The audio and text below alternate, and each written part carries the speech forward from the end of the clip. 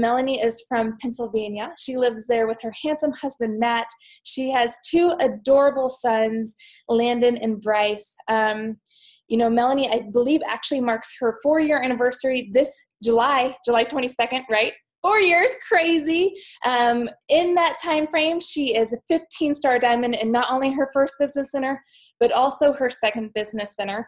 She is a 2-time elite coach. She was #1 top coach in 2014. She is still holding that position down tight in the elite report rankings this year so far. And she absolutely knows how to onboard some coaches. When you have 14 coaches this year hitting success starters, you know what you're doing. So Melanie, welcome to the call. We're excited that you are here, and we're excited that you're going to talk us through, your first 30 days of working with a brand new coach. But before we get to that, Pierce and I always are asking our coaches, what is your very favorite thing about Beachbody? And so we thought that we would ask you, if you don't mind answering, what your favorite thing about Beachbody is. My favorite thing about Beachbody? My favorite thing about Beachbody has to be the friendships that I've made along the way, as crazy as that may sound. It's not necessarily the money or the transformation, but it's like these amazing, really awesome people that I never would have met in my life if it wasn't for this business. And I think that's made a big impact on our family and just our happiness. So it's kind of cool. Awesome. It's very cool. Very good. Well, thank you for sharing that. I'm going to actually spotlight you to get you going, and I'm going to pass the ball over. So take it away, Melanie. Cool. All right. Hi, guys. I am very honored to speak to you guys tonight about onboarding. It's something that I feel like I constantly tweak and perfect and work on. And still to this day, I still feel like there are some times that I just change my strategy, right? So I'm going to kind of tell you what's been working pretty consistently for me at this point in time. And I'm going to give you some different scenarios for different ways that I look at coaches. So whenever I sign up a new coach, right? So they have joined my team and they show up in my back office as a new coach. The first thing that I do is I send them a new coach welcome email. And that new coach welcome email is just something that I came up with. I actually made it in a Google document so that it's saved. I've shared it with my team, right? So they have the same kind of document that I have. But basically, I'm welcoming them to the dream team, which is my team. So you would welcome them to your team. And in there, and I should note that I send this to every single coach, regardless if I know that they are just going to sign up for the discount, right? It doesn't matter. I'm not prejudging them. So everybody gets the same welcome email. And in that welcome email, it welcomes them to the team. And then it says, would you please watch this video? And I have a YouTube video that I've created that I embed in there. And in the video, it asks them what type of coach they would like to be. And I have 3 types of coaches. And the one coach is a hobby coach. So this is somebody that really wants to get results. They want to be a part of a challenge group, but they're interested, they're curious about the opportunity. Maybe they'd like to get their Shakeology paid for. Maybe they have some people they think would be interested, but they don't really want to commit full on to the business. The next type of coach is somebody that's just strictly for the discount. They want nothing to do with the business and they just want to get their products at a cheaper price. And then the third type of a coach that I explain in there is a business building coach. And that is somebody that's coming in that has a goal of learning how to build the business right from the get-go. And I explain in that video that it's okay if you flip-flop. You might start out as a hobby coach. You might go business building. You might decide it's not for you and you might change your mind. So I kind of go through that, and I've made that YouTube video. So I would encourage you, that's probably a really good tool for you guys to create for yourselves, is something like that that can explain the different levels of Beachbody coaching. So then in that welcome email, again, I give them the link to my Facebook group for my team page. So they can go in and they can request to join my Facebook team page. Sorry guys, those are my kids in the background. Then it goes on, and below that, then it says, okay, here's the link to our team calls. Every Monday night at 9 o'clock, I do a team call. They can request to join my team call. So I put that information in there. Then I go on and I talk about, if you want to start your business, here's a good YouTube video that talks about how to get started. I give them the link to how to log into their back office. And then I go in and I actually every month insert the date for my next Coach Basics group. So I started Coach Basics the first Monday of every month. It's just kind of what I do. So I put that date in there and I say, if you are interested in starting to grow your business, please let me know and I will get you started.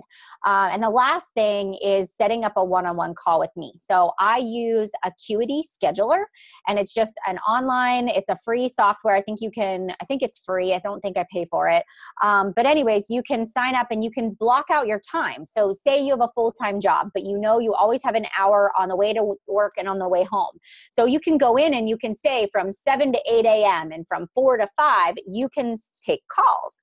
So I'll set up every week, I'll set up call times, and then that link goes out to my new coaches. And so they can go in and pick a time that they would like to do their Getting Started Right call with me. So you can decide you want to do it on Saturdays or Sundays, and then I say if the date doesn't work, just message me and we'll figure something out, right? But I like it because it puts the ball in their court. So what I've done is once I send that welcome email, I basically just kind of wait. I'm not hounding them. I'm not saying, did you get my email? I'm not following up saying, did you set up a call yet? If they don't ever respond back to me and say what type of coach they want to be, or, that they want to set up a call with me, or that I don't ever see them like pop up joining my team page, because you'll see people that want to join your team page, they'll show up there and you'll be like, oh, there's my new coach. So I kind of wait for them to take that next step. And if they don't, I treat them like a challenger. I just kind of take them out of the coach bucket for the time being, and I put them in the challenger bucket. And I make sure that first and foremost, everybody that signs up is plugged into a challenge group. So that is my follow-up. Hey, I'm starting my challenge group on Monday. Just want to make sure that you still wanted to be in there. I'll send them a follow-up. I'll send them the link to join the challenge group and make sure they're in there.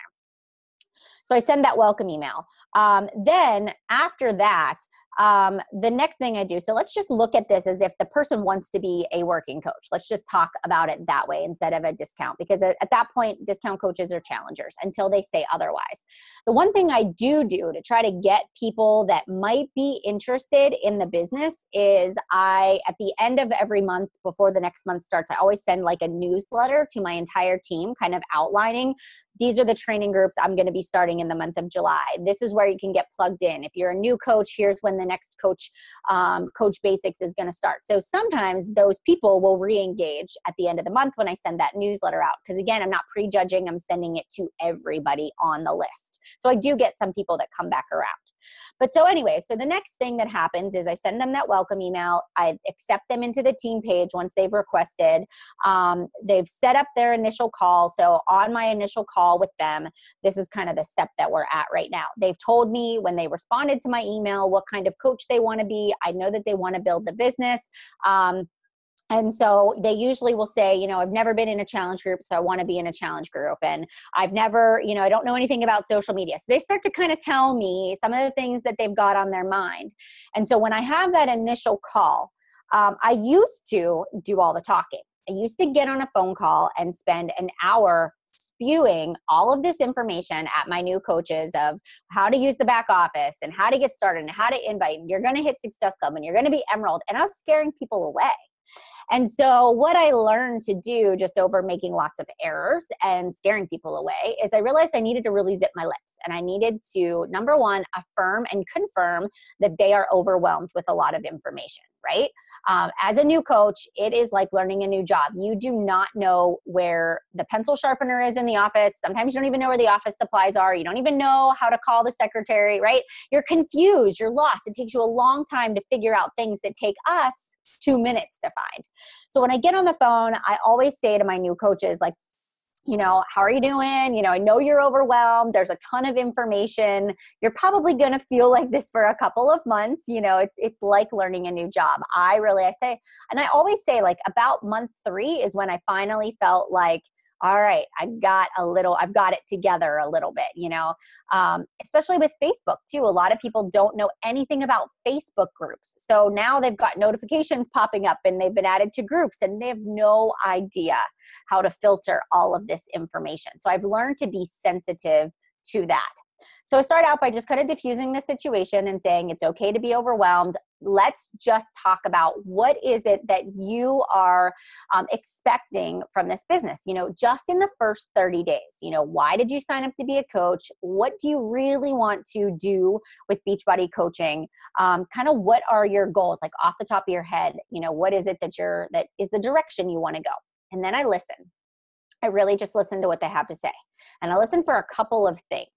I listen because sometimes they say, I want to be a business building coach, but they're so overwhelmed because they've never been through a challenge group and they don't have a physical transformation and they've never drank Shakeology, that it starts to resound very clear that their main focus needs to be being a product of the product first. And I find that if I try to throw everything at them at once, even though they said they could handle it, those are the people that end up quitting because it's too much and they're still trying to maintain their house and maybe a full-time job and maybe children on top of that, right? So I try to be a good listener and I take notes and I listen to see, okay, have they done their research? Do they know anything about Beachbody? Have they been through a program so far? And then from there, I then decide what direction I'm going to push them in. Is it going to be, all right, I just want you to focus for the next 30 days on being a challenger. But here's the one good thing that you can do in the meantime is, and I'll say, my next challenge group is going to start on July 20th. So over the next 20 days, I really want you to start the 21-day fix on Monday. I really want you to take a picture of you with your 21-day fix program. I want you to post it on social media. I want you to put it out there that this is what you're doing and that you want to invite people to follow your journey. And I said, while you're really working on yourself, you can be building a following in the meantime. So I'm trying to get them used to using social media. And I'm like, look, the first time you make a meal plan, you're most likely, it's going to take you 2 hours. But I want you to take a picture of what you're going to eat for the week. And I want you to post about it. And then every day I want you to talk about your workout and how it's going and if you're tired, if you're sore, and then at the end of the first week, how do you feel? What's your progress been? And then every week I want you just to talk about, how life is. How is this fitting into your life? So that people start to follow your transformation and they see you with these containers and doing this stuff. And then they see you losing weight and then they see you smiling and you're happy and you're developing a new routine. And it just builds trust naturally. So that when you are ready to go out and you are ready to invite people, it's just natural. You're already got people that are kind of on your radar. So that's kind of one angle that I go with people. And then sometimes they're like, well, I want to invite people to the challenge group. So I'm like, okay. So in the meantime, while you're working on yourself, just start making a list. Make a list of everybody that you can think of that you think would be interested in joining the challenge group on the 20th of July, right? So give them a date to invite to. This is a really big thing. I used to just tell my coaches they needed to schedule a challenge group 3 weeks out. What I started doing was I realized they didn't want to take initiative to run their own challenge group because that's scary. So I started saying, all right, I'm going to run the group. I'm going to set the first group up for them and they're going to invite to it. So I always plan my first challenge group 3 weeks into the month because I know my coach basics always starts on the first Monday. That gives them 2 weeks to invite.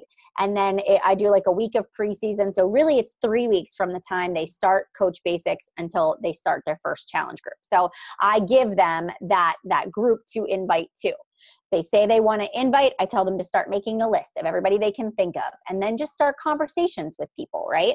I tell them that in the meantime, while they're going through their transformation, start friending people on Facebook.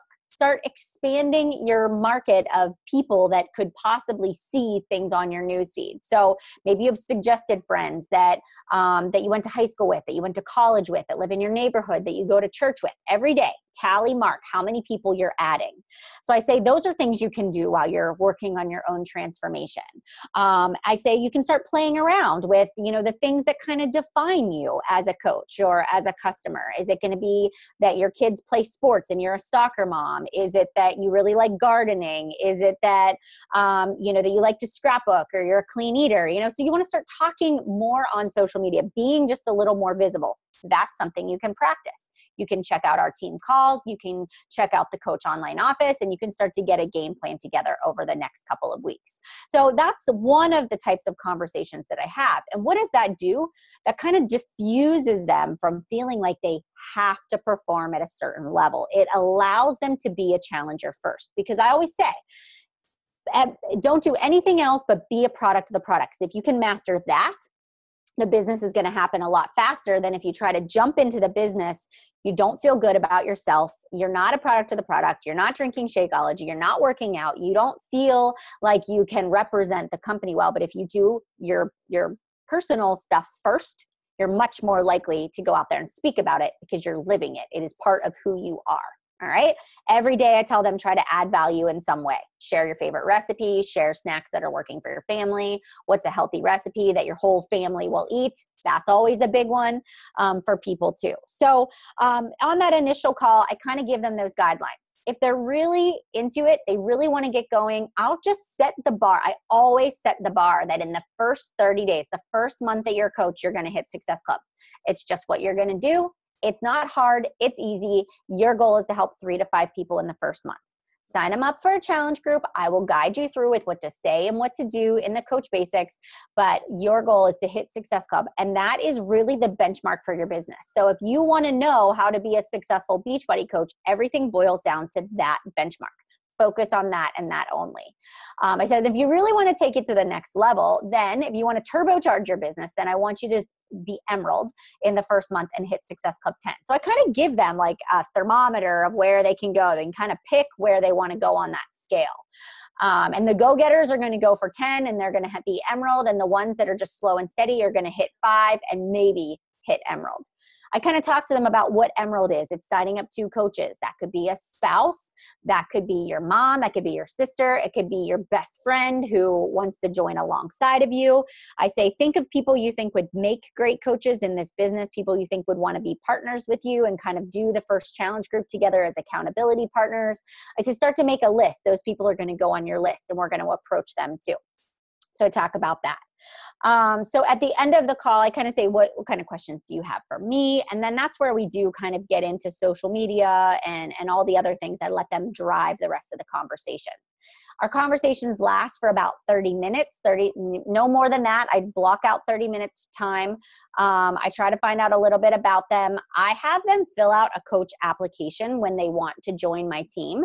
And I do this because I like to find out about people before I give them information on what coaching is all about. And so I have this like little application process I go through, and it kind of takes all of that forming right out of the equation. Like I know exactly why they want to be a coach. I know what their family life is like. I know how many kids they have. I know what they struggle with. And I can jump right in and talk about that stuff and kind of relate that to their why on our first call. So that kind of saves me a little bit of time in that process too. And then in that Acuity scheduler, you can actually set up that when people set up a call that they have to fill out a questionnaire. So I have like pre-formatted questions in there, like, what is the one thing that you're most nervous about being the coach? What type of coach do you want to be? So I actually already know that before I get into the call. I'll ask them, are you currently enrolled in a challenge group? Because I want to make sure I didn't forget to add them to the challenge group, right? At some point along the way.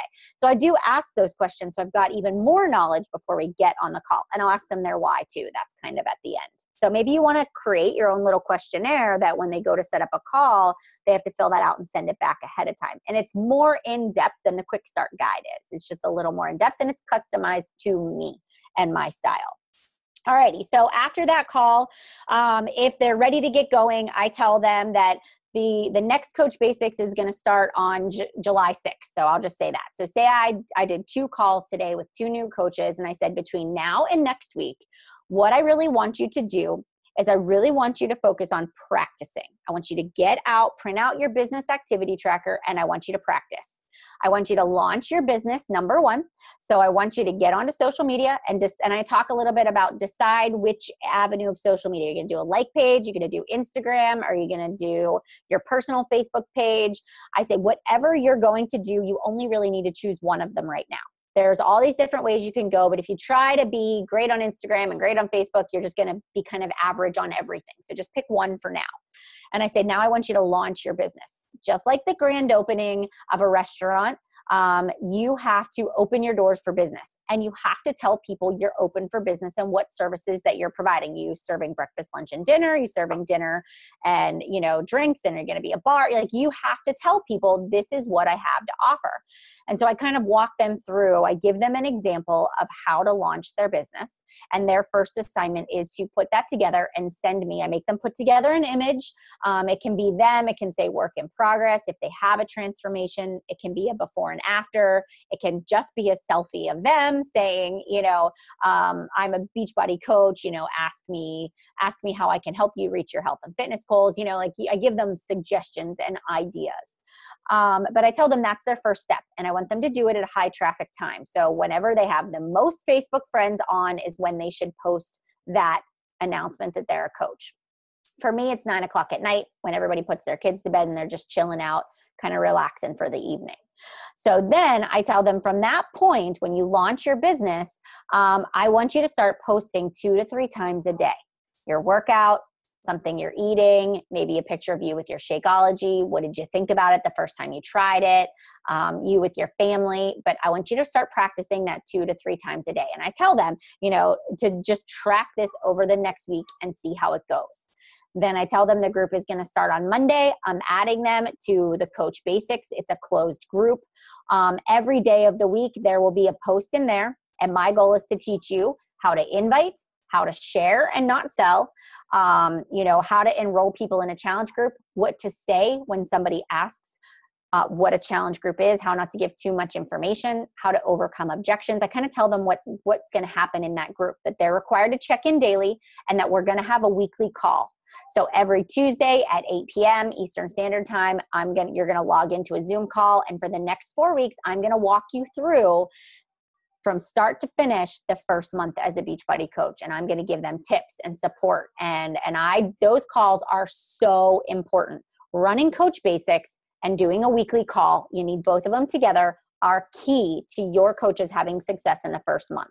Because if you're just going to sign them up, do an initial call with them and expect them to get it, most are going to get afraid. Most are never going to take that leap of faith unless you kind of gently nudge them and encourage them along in the right direction. So that is important. So my expectations are that they show up to the Zoom calls, that they participate in the group. My expectations are that they do aim for Success Club in the first 30 days. I make that non-negotiable. I really do push that with my coaches. At the end of the month, I am in that Coach Basics. Sometimes I literally ignore what the assignment of the day is that's on my script. And I'm like, we're hitting Success Club. We're going to go for no. We're going to invite everybody we can, So sometimes I just change it. If I feel like they're struggling and they're not getting how to invite, I'll give them sample scripts. I'll give them, I'll screenshot other coaches' stuff that they've done that I think are great social media posts. I'll talk about, all the different ways that they can invite and create a following and put themselves out there. Sorry. So anyways, that's kind of what I do with my Coach Basics. And it really does make a big difference in their success when you invest in them that way. Do I do weekly one-on-one calls with every new coach? I don't, but I am always there. I have that Acuity scheduler link. So if somebody was to need a one-on-one call with me, they just go in and schedule it. But I give them so much support in the Coach Basics, and I have that standing weekly call that I never cancel, that they just show up and they get all their questions answered. So I never really have to do one-on-ones. At the end of their first 30 days, like the last call, so I just did my last one for my June group. And last night I talked to them about setting goals. What should month 2 look like for them? Their goal is to hit Success Club again, to add 2 more new coaches to their team. I actually pulled out the leader ladder and I started talking to them about getting to, advancing to that team builder, how many, trying to get coaches that have Success Club. So I just started to paint the picture about what month 2 should look like. I have a month 2, and I call it my 3 vital behaviors group. So it's another 30-day training group that basically goes through inviting, handling objections, how to turn customers into coaches, and recruiting is what I talk about in the second month. So I try to keep people plugged into a group because I find that if they aren't engaged in a group, then they're much more likely to fall off the wagon and lose steam, in the second 30 days. So that's really what I do for them. I'm sorry, guys. Okay. Oh, all right. Good night. Love you. He's having a sleepover at Grammy's house, so he wanted to say goodbye before he left. Have fun, buddy. This is the downside of moving your office to a new room that doesn't have the doors put on yet. The kids can get to me very easily. So anyways, so that's kind of what I do in the second month.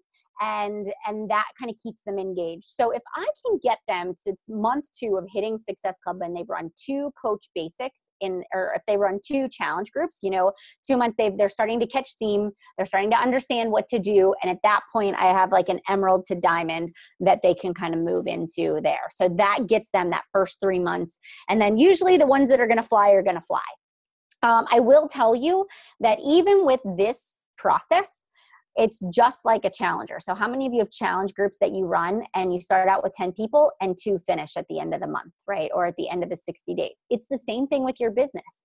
You recruit people into your organization that say they want to do it. And they're gung-ho, but then life changes. Or they have a tragedy in their family, or their husband or spouse or somebody loses a job and their focus changes.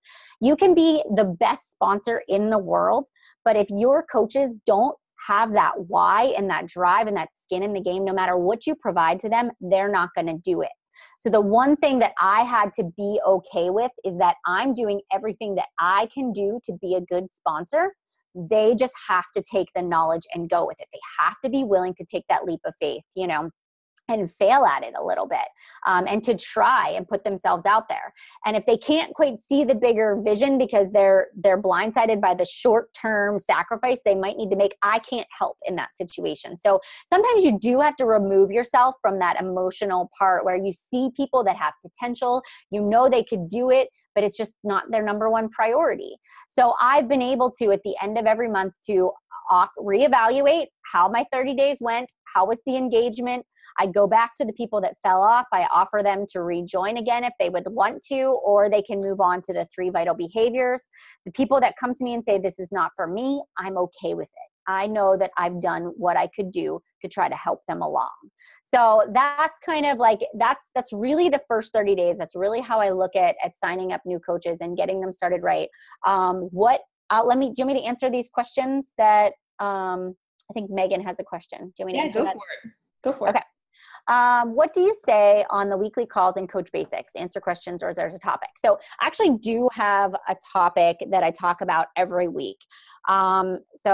And I don't really have it written down because I just know it now, but let me tell you what it is. Okay. So the first week I really run them through launching their business. So kind of what I said at the beginning. This is where I teach them how to launch it, how to put themselves out there. I go over goals that they're going to hit Success Club in the first 30 days, that we're going to start a challenge group. I tell them when the challenge group start date is, what the requirements are. I teach them why it's important to use social media. So I give an example of like a shampoo that you see on TV, right? And this girl has amazing hair and it looks gorgeous. And you look at her and you're like, that's great hair. That shampoo looks awesome. And you kind of keep going. You keep watching your TV show.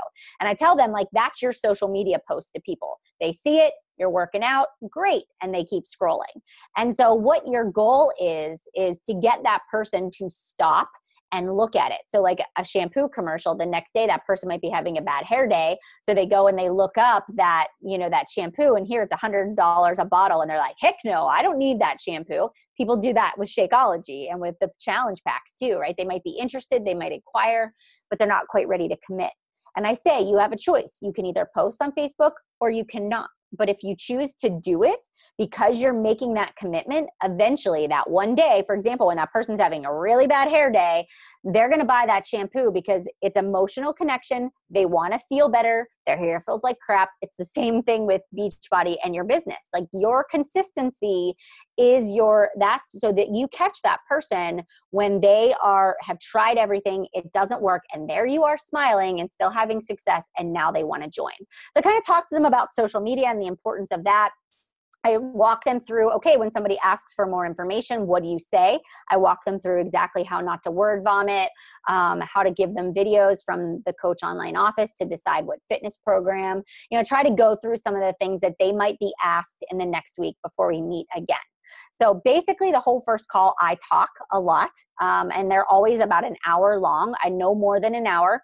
And they're always recorded, and I always have them at 9 o'clock, and I never miss those calls. Like I don't cancel them ever unless I'm on my deathbed. So I just know Tuesdays I'm at my computer doing these calls. So that's the first call. I record it. People can catch the recording, ask after the fact. The second week, you know how when you hear something the first time, it doesn't always stick?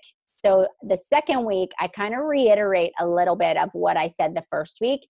I talk about handling objections in week 2, because sometimes people are posting on Facebook and they're getting 0 likes, 0 affirmations that anybody's even seeing what they're doing. And sometimes the doubt creeps in a little bit. It's like doing a fitness program and not really getting results the first week. You know, you're kind of deflated. You're not sure if it's going to work.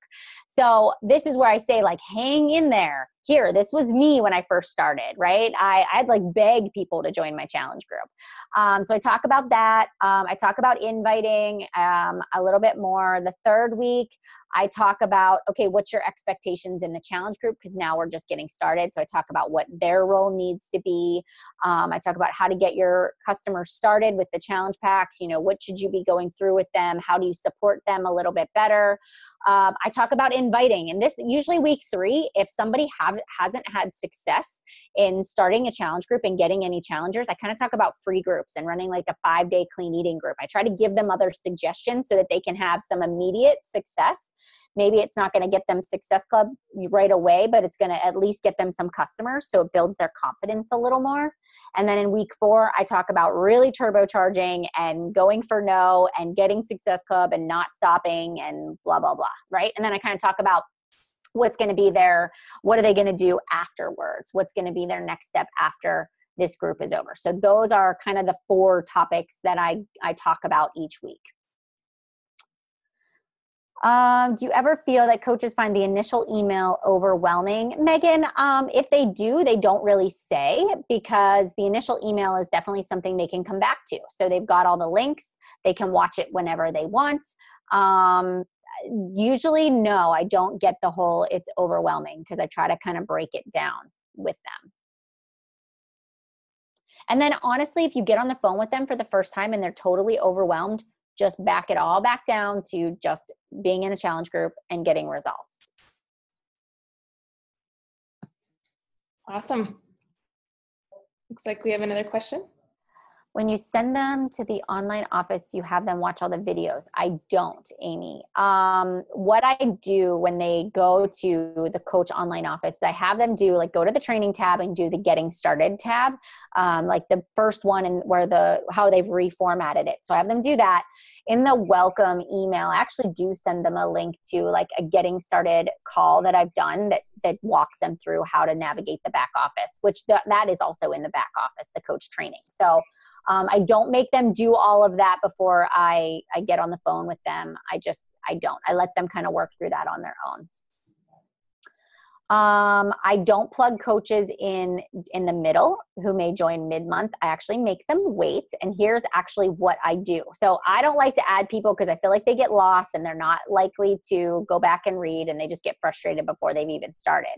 So what I do is, if somebody is like really gung-ho about the business, I actually send them the Google document of my coach basics guide that I've kind of tweaked from the back office. And I'll say to them, all right, this is the guide that I use. I know our group doesn't start for another 2 weeks, but you can actually go through this and do this on your own pace. So I give it to them and say, here, start working on it. Ask me questions as you have questions. My next challenge group is on this date if you want to invite people. So in there is everything that they would need to know, exactly what I would post. So that's what I do. And then I have like a little list of all the coaches that are going to go into the next month's group. How did you start this when you didn't have a big pool of coaches to train? Did you run it? Yep, I ran it with my whole team. So that's actually, Laura, is a great question. I ran my new coach trainings and still do I did my entire downline. So I trained them. So when I first started running these, it would be me and 2 other coaches, and each of us had a coach in there, right? And at the end, sometimes it was just the coaches posting and everybody had fallen off, right? So we started that way. And then what I would do is I would say to my coaches, I'm like, okay, once you get close to diamond, or once you are a diamond, like I want you to take notes as I'm running these groups, because eventually I'm kicking you out of the nest and you have to know how to run your own group.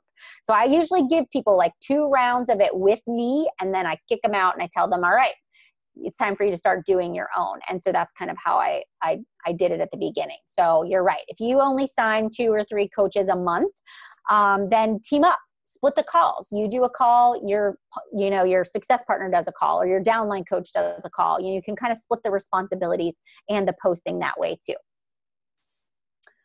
I send it through my personal email. I always use my personal email address is what I always use.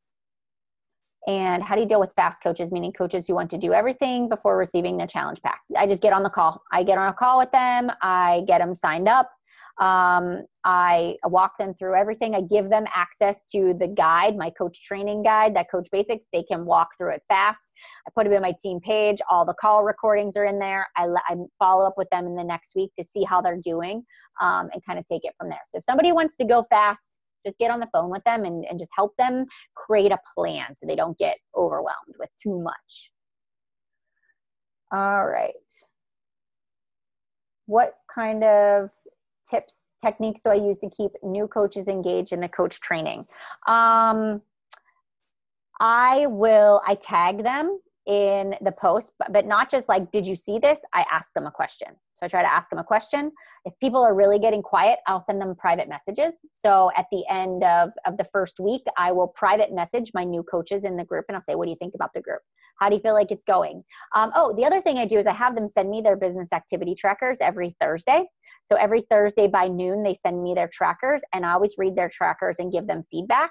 If I don't get their tracker, then I message them and say, hey, how was your week? Did you feel like you had a good week or a bad week? What did you struggle with? So I try to keep that conversation because, just like a challenge group, some people don't like to post in the challenge groups. They want to just message you their answers. So that's another way that I kind of keep them going too.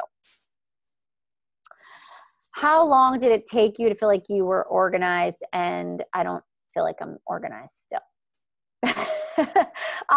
Okay. So I feel like I have periods where I feel organized. I feel like, as a new coach, so in the first, again, 3 months were rough. The first year was figuring it out. I felt like everything, and this maybe is a tip for you, everything you do, save it. Everything you do, think to yourself, can this be duplicatable? So if you're sitting here and you're doing a call for a getting started rate call, make sure that you write down what you're talking about on that getting started rate call. Make it a Google document. So when you sign a new coach, you can give it to them. This is what I talk about. When you are doing posts for a challenge group, start documenting every day what you write down, and then share that with your team. There's a challenge group guide. Your Coach Basics, share that kind of stuff. Save it so that you have a system of organization that you create as you build your business. Because let's face it, nobody has time to sit down and make a 30-day guide before you launch a group. It just isn't going to happen. I do a lot of things on the fly. I make it up as I go, and that works. And then I tweak it month after month after month. So my organization has grown. My organizational skills have grown over time just with me. So it took me a good year to figure it out. I read Eat That Frog. I read lots of time management books because I really struggled with that area at the beginning, and I just had to embrace it. I had to just manage my time as best as I could. Awesome. Thank you so much, Melanie. I don't want to keep you here all night long answering questions. You answered a handful. You went over some amazing information. Not only did you touch on it, you really digged in deeper and explained really what you do and the conversations that you have and the topics that you cover. And I appreciate that. I know the coaches on here appreciate that. And there's obviously no doubt in why you're the number one coach. So great job. Thank you. Thank you. Just to kind of recap what I heard you say, I just pulled my 5, top things that from your conversation of getting the coach started. The first one, tweaking, right? It's important to take a step back and know that you can tweak your onboarding process if needed. Take a look at what you've been doing. Maybe something that you've learned from this call, you can tweak it, make it your own. That's okay. Another one, of course, the information that you send out with the video and that first email, the welcome email, how important that is and what is in there when you send it to them. I thought that was a key takeaway. Another one is that you make them schedule with you. You don't go chasing, you don't go hounding like you said. You make them, the ball's in their court and they got to schedule that call. And then from there, that call, you find out where they're at. Where are they in their life and their business, and then help them take that first step in the right direction, which is key. And the last one, you said a handful of times, expectations, right? I think that's top of the whole conversation is those expectations from where they want to go, what that looks like, and helping them set those, whether that's, be a challenger or hit Success Club 5 or be Emerald in Success Club 10. Those kind of expectations for the direction and the journey that they want to take is key. And that's a hard thing to do for a lot of coaches, but it's a must. So those are my 5 takeaways. But again, thank you so much for sharing with us. You've been amazing. I've really enjoyed it. Any last words from you, Melanie? No, thank you so much for having me on the call. And I hope to meet all of you at Summit and see you guys there. So good luck getting your coaches started right. Thank you. And before everybody jumps off, we actually have one more surprise guest who is here in the office. I'm going to spotlight me. I think you all know them. His name is Jeff Hill. Wow. He is sitting right here. He is going to... What am I going to do? Words of wisdom. We just pulled him into this, actually. Okay, so they just said, hey, come say hi. And so it's always a treat to do this. But I know that I'm standing in the shadow of Melanie Mitro, which it's like a huge shadow. No one can get any sun, no suntan, not a nothing. But, Jeff came in and grabbed me. Jeff Pearson did. And he just was talking a little bit about the onboarding process and about change. And, one of the things I love about this, I know this is a group of leaders here on this call. And, I get a chance to rub shoulders with Carl, quite a bit. Every Wednesday morning, I talk to Carl. We have a standing half-hour call, and there is not a time when I don't talk to him. 1, that I'm not impressed. 2, that I don't learn something. 3, that's something that's not reinforced about leadership and about what effective leaders do. And as I was listening just to the tail end of this call, and I'll be really quick, we were talking about don't be afraid to adjust. Don't be afraid to adjust who you are, what you do. And as we had Carl out here a couple of weeks ago, and he was doing this series of calls. Maybe some of you were on there, but as we were talking offline with him, and I had a chance to fly out with him and then fly back to Santa Monica with him. We were talking about how the business was growing, and Carl is this humble guy in so many ways, and he just said, kind of the bottom line, he says, I like to play with Legos. And I thought it was kind of funny. He goes, Legos. And I said, well, what do you mean by that? And he said, as we looked at 21-day fix and how we came up with the 21-day fix, a number of years ago, we had this, he says, I actually had this old girlfriend that had these containers that would put food. Have you told this story? No, I didn't tell this. But has, good, then I'll make it up. So that as I'm accurate. No, so that he said I had this old girlfriend. She had this idea of kind of portion control, putting, just fitting food into this thing. He said that was a Lego piece. He says, and that kind of didn't have legs, didn't work at the time. It wasn't addressing a solution. He says, and then we had something else that kind of fit. And then we started getting this idea that the 90-day programs, were too long. We wanted to get reduced programs. And he said, just bit by bit, by being curious as a leader and being willing to take pieces and put them together and give yourself permission to change. And again, it's this concept of failing all the time, of putting pieces together. And he says, as I've done that over time, he says, all of a sudden there's this thing here built out of these different Lego pieces that we've put together. I'm reading this book. It's by the authors of Joseph Grenny, The Crucial Conversations, and some other things. It's called Change Anything. But one of the things I absolutely love about this book is it reinforces just what you were talking about. And it said the one common ingredient, and Melanie, this is something that it hit me when we were sitting in the Bahamas and we had our Elite 10 up on stage and people were just giving their little tidbits. And I was sitting there acting like I was paying attention to hanging on every word that you were saying. What was really going through my mind was there is this common DNA among everybody up on this stage and other Elite 10. And we talk about consistency and we talk about resiliency in staying in the business. But it goes deeper than those words. And the thing that I love that this book kind of articulated for me was leaders have this ability to do this and write this down. And it's not my words, I wish it was. They have the ability to turn a bad day into good data. Turn a bad day into good data.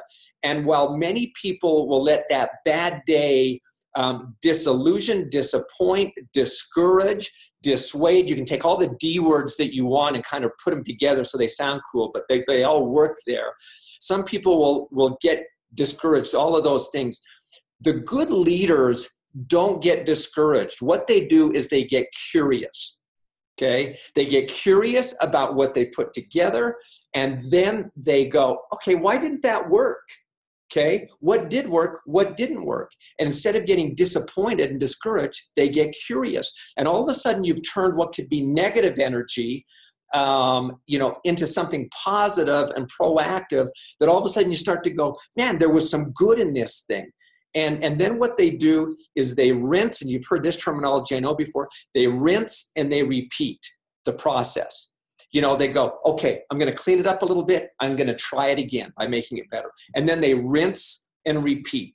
They'll put another Lego piece onto this that works, and they give themselves permission to continue to make things better. So when Melanie says, and I didn't hear all of her presentation, I'm sure it was stellar.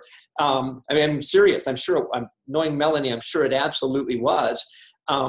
That when we talk about consistency and persistency in the business, to me, when I looked at those Elite 10 coaches, that's what hit me. They get curious about what's not working and about what's working, and then they keep driving forward. And they don't get discouraged. So my challenge to you guys, and I don't know what your call to action on this call is as leaders, as you work with your groups, give yourself permission.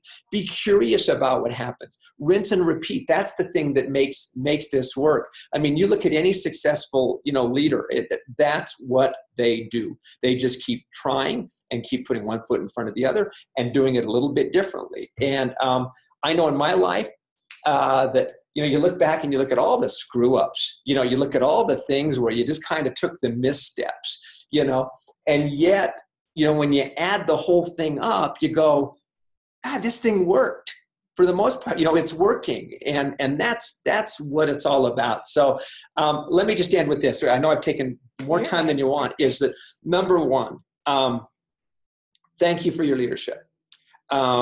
And I mean that sincerely. And when I talk about, there's all sorts of definitions of leadership, and some that I really like. But leadership is influence, and it's taking people in the right direction. And it's not a lot more than that. I mean, you can talk about getting results and doing it the right way, which I like, but you're influencing people for the good. I get a chance to present at Summit, and an open kind of, we got some really fun stuff and some cool stuff planned at Summit. But I was thinking as I do my opening, I was thinking, why do we do this? Seriously, why do we do this as coaches? We've talked about how we do it. We talk about what happens as a result of it. But the why we do it, and stepping back as a company, what resonated to me was this concept of, as a company, one of the things we teach people to do, and through the systems we have, is to discover themselves and to find more in themselves by learning and believing in themselves that they can do hard things that create real, sustainable results in life. And I truly believe that one of the reasons we are having the growth we have, and we're having, people are being attracted to us, because you guys are great role models of teaching people to do hard things that create real results in people's lives. And there's something that is magic about that, because people resonate with what is real. And so thank you for being who you are. Thank you for being leaders and influencing so many people. And keep doing what you're doing. Just rinse and repeat and do it a little bit better. Give yourself permission to do that. And this is life-changing stuff in so many ways. So thanks for letting me jump on. Sorry. And anyway, no, hijack the call. Anyway, thanks everybody. All right. So that was fun. Guest appearances are always great. Thank you, Jeff. We appreciate you. All right. So call to action, right? You heard a lot of stuff, a lot of great stuff from Melanie. tidbits from Jeff Hill. So our call to action for you guys, there's 3 things. The first one is we will be posting this recording on both Northeast pages. There's going to be the Northeast page on, of course, the 2 to 15 star page. And then we also have a Diamond and 1 star page that we'll post on that maybe you'll hear from your coaches as well. But we want you to take away your number 1 thing that you got from this message from Melanie, this training from Melanie on onboarding, your number 1 thing that's going to impact your business. We want you to post about that in the recording comment that we post, okay? And the second one, recruit. You have to recruit people to be able to onboard people, right? You can't onboard nobody. So recruiting is a call to action. What we want you to do is really focus on, increasing over prior month.